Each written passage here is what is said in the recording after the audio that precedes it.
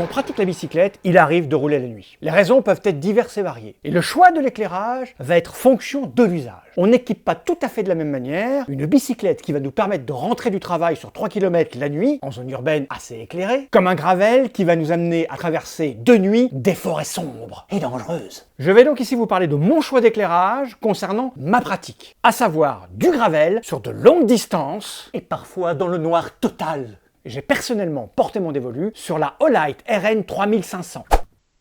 Commençons par regarder ce qu'il y a dans cette boîte.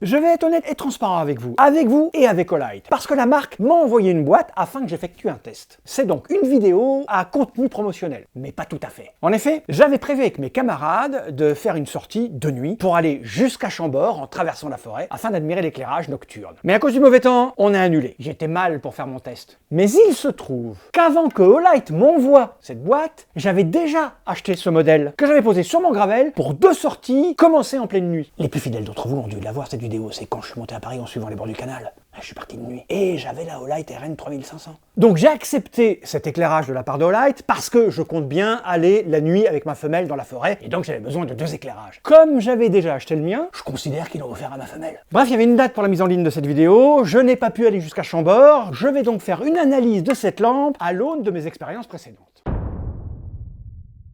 C'est donc une lampe extrêmement puissante sur batterie externe. Elle propose une puissance maximale de 3500 lumens sur 350 mètres. L'autonomie va être en fonction du nombre de lampes que vous allumez et de la puissance que vous utilisez. En effet, il y a 5 ampoules. Vous allez pouvoir utiliser les 2 ampoules du bas, ou les 3 ampoules du haut, ou les 5 ampoules en même temps. Ça va de 75 heures avec la puissance la plus basse à 1h30 avec la puissance la plus élevée. Alors évidemment, la puissance va dépendre de l'endroit où vous êtes. Jamais sur la route, lorsque vous croisez des voitures, vous allez avoir les 3500 lumens. Je me demande même si c'est pas un peu interdit. C'est extrêmement puissant et ça éblouit. Vous n'allez pas pouvoir rouler toute la nuit avec la lampe à fond. Ce qui veut dire que vous allez devoir réserver cet éclairage puissant à quelques petits moments dans votre nuit où l'on veut un éclairage comme en plein jour. Parce que c'est carrément comme en plein jour. Donc en vérité, cet usage à fond va être assez limité. La première fois que je l'ai utilisé, je n'avais pas la moindre idée de la vraie autonomie de la chose. Donc je suis parti. Il restait 3 ou 4 heures de nuit. J'ai dû rouler pendant 2 heures, 2 heures et demie avec une puissance moyenne. En vérité, je n'avais allumé que les 2 du bas à fond.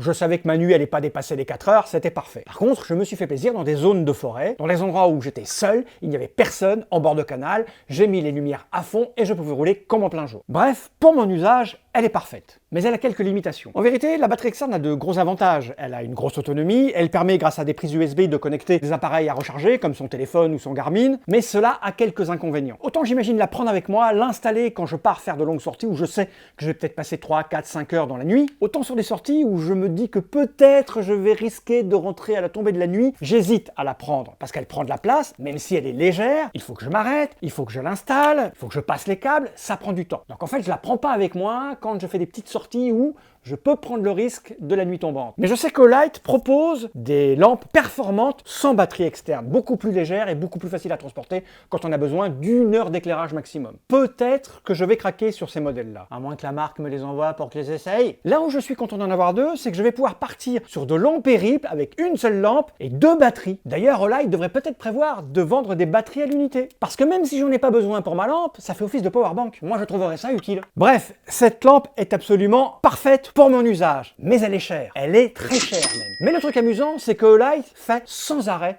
des offres. Moi, par exemple, j'ai bénéficié du code promo de Stéphane de Gravel Bike. J'ai eu droit à 10% de réduction. Et d'ailleurs, dans mon descriptif, vous risquez de trouver un lien vers une offre. Une vente flash. Enfin, un truc qui vous fera payer tout ça moins cher. Bref, c'est du costaud, c'est du solide. Pour la pratique que j'ai, c'est juste parfait. On va regarder comment ça s'installe. On va glisser les velcro dans les petits trucs qui sont là. On va essayer de mettre la connexion sur le devant. Ça peut se mettre ici, ça peut se mettre ici, mais moi je ne le mets pas là parce que j'ai de quoi attacher une petite sacoche et en général j'ai ma sacoche, donc il m'arrive de la mettre juste après la sacoche. On peut la mettre en dessous, on peut la mettre là, ici, on peut la mettre dans une sacoche, on peut la mettre dans la sacoche devant, bref, il y a plein d'endroits. Faites comme ceci, vous pouvez mettre de quoi protéger votre cadre. Moi je fais un tour complet. Alors je vous montre comment moi je l'attache. Voilà, là ça tient, et je peux vous dire que ça ne bouge pas. Enfin, ça dépend sur quoi vous roulez, hein. Elle peut descendre légèrement si vous la mettez là et que c'est pas assez serré. Ceci peut se fixer sur un support Garmin.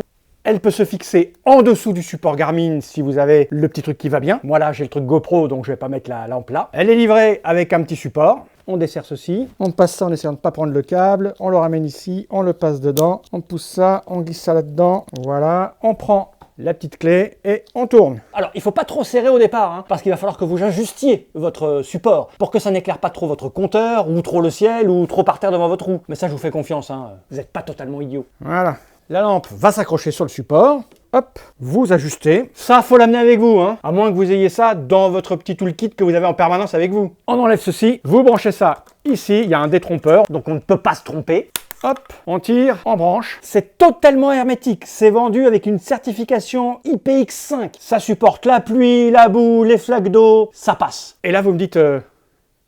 ça pend. Oui, c'est chiant. Bah oui et non. Ça permet de placer sa batterie à peu près n'importe où. Par exemple, quand j'ai ma sacoche ici, je la passe en dessous.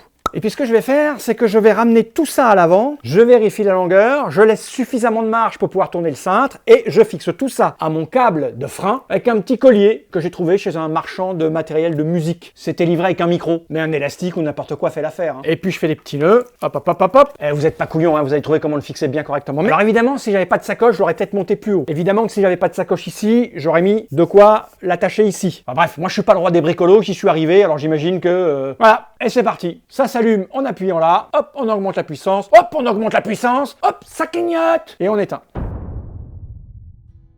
Donc je vous rappelle que c'est un partenariat fait avec la marque Olight. Ils m'ont donc envoyé une lampe gratos. Gratos. Sachant, je vous le répète, qu'en fait, j'en avais déjà acheté une il y a à peu près 3 mois de ça. Ils lancent une opération commerciale sur leur site internet. Chez Olight, ils font tout le temps des offres commerciales. Quoi qu'il en soit, il existe des milliers de marques, avec des milliers de modèles, tous plus ou moins performants de la même manière. Je vous rappelle que vous n'êtes pas obligé d'aller acheter cette lampe. Moi, elle me convient particulièrement. J'avais même acheté la lampe frontale chez eux. Et j'en suis très content. J'avais même le feu arrière. Ça, ils me l'ont pas offert. Alors, j'en parlerai pas. Enfin, voilà. Je vous ai donné mon opinion sur cette lampe. Vous en faites ce que vous voulez. Ce qui est sûr et ce qui est important, c'est que la nuit, il faut être éclairé et visible. Vous m'entendez? Il faut être visible. Et bien sûr, voir où l'on met ses roues, surtout quand on fait du gravel sur des chemins cabossés. Oui, et du VTT aussi. Bon bah voilà, hein, j'ai fait mon influenceur. À bientôt peut-être.